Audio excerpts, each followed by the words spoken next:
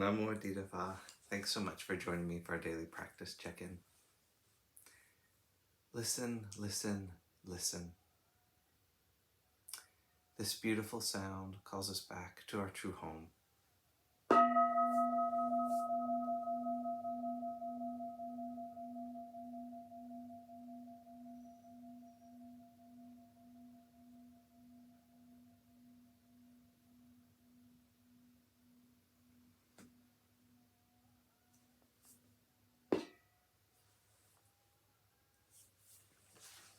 The fifth mindfulness training.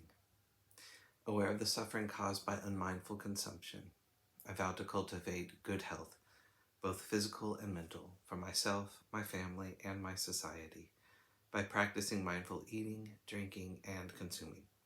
I will ingest only items that preserve peace, well-being, and joy in my body, in my consciousness, and in the collective body and consciousness of my family and society.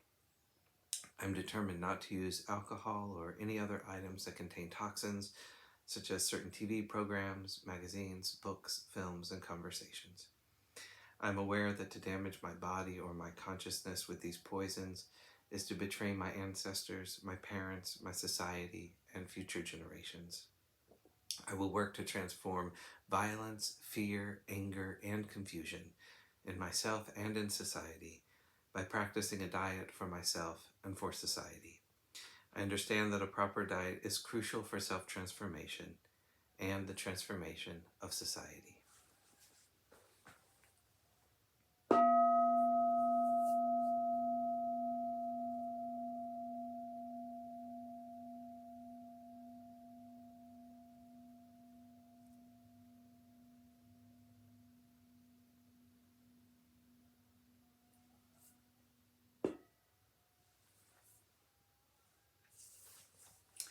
For our Dharma lessons, we're reading Ajahn Munindo's book, Unexpected Freedom. We're in a chapter called, And I Know I Should Let Go, finishing a section on the falling away of the false.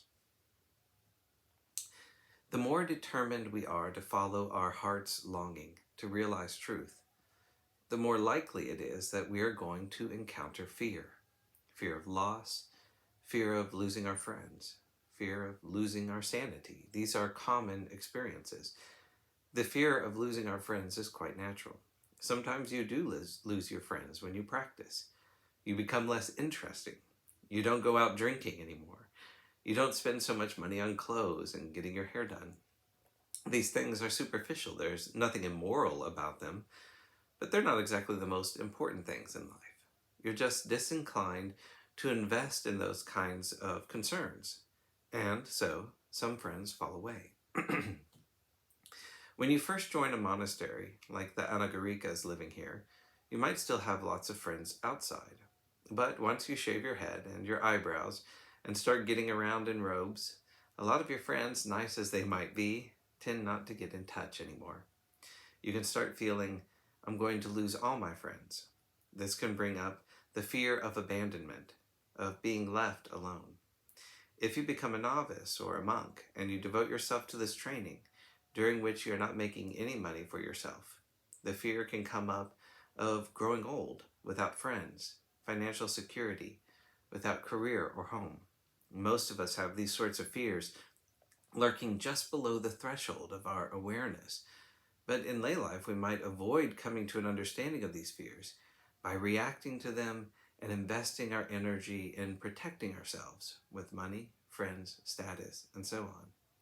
As strange as it may sound, the energy that is contained in fear is potentially of great value to our well-being.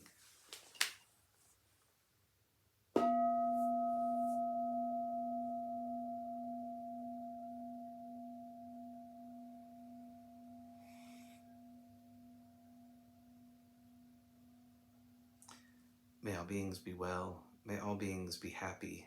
May all beings be at peace. Namo.